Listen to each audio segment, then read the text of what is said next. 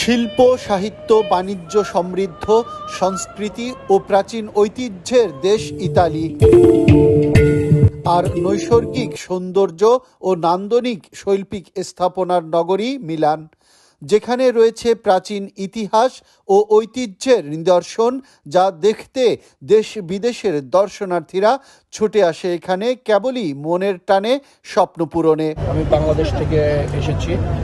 অনেকদিন ধরে ইচ্ছা ছিল ইতালি শহরটা দেখব। ইতালির মিলান শহরে এসে আমি লিওনার্দো দা ভিঞ্চির স্ট্যাচু দেখতে পেরে খুব আনন্দিত, এবং ইতালির যে পরিবেশ এবং বাঙালিদের যে সুন্দর অবস্থান এবং পজিশন দেখে খুব গর্বিত। তো ইতালি শহরটা ঘুরে আমি খুব আনন্দ পেয়েছি। ইতালি শহরের এই সৌন্দর্য এবং সংস্কৃতি এবং ঐতিহ্য দেখে আমি আসলেই নিজেকে অনেক ধন্য এবং গর্বিত বোধ করতেছি। ইতালীয়দের মানবিক আচরণে মুগ্ধ ইতালিতে বসবাসরত প্রবাসী বাংলাদেশিরাও। ইতালির শিল্প, সাহিত্য, সংস্কৃতি খুবই সমৃদ্ধ।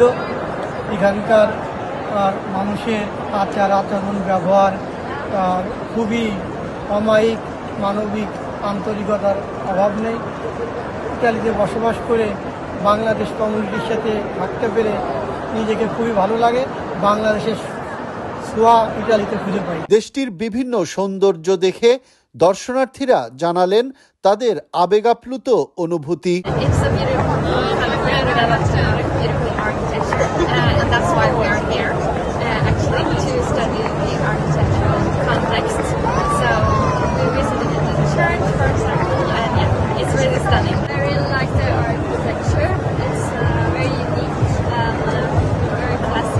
মিলানের প্রাণকেন্দ্রে অবস্থিত পিয়াসা দোমোর প্রাচীনতম ঐতিহ্যের নিদর্শনগুলো দেখলে সত্যি মনকে সজীব করে তোলে পর্যটকদের।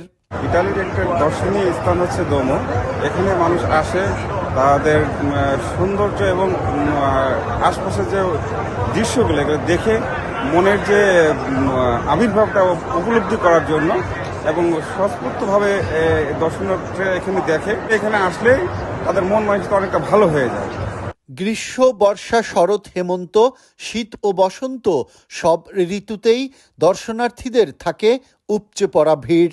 আর সে কারণেই ক্রমশই গড়ে উঠেছে এখানে বিভিন্ন ব্যবসায়িক প্রতিষ্ঠান। তাই তো বহির্বিশ্বে ইতালির মিলান বাণিজ্যিক নগরী হিসেবেই পরিচিত।